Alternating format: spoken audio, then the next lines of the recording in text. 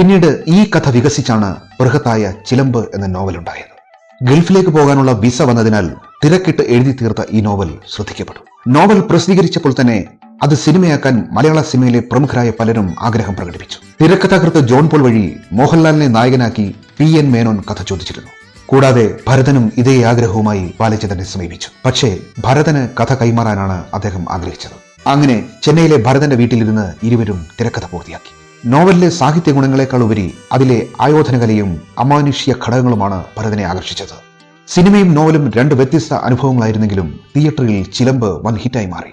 റഹ്മാന്റെ ചോരത്തിളപ്പും ശോഭനയുടെ പ്രണയാതുരമായ കണ്ണുകളും തിലകന്റെ വില്ലത്തരവും ബാബു ആന്റണിയുടെ കരാട്ടെ പ്രകടനവും ചിത്രത്തെ അനശ്വരമാക്കി.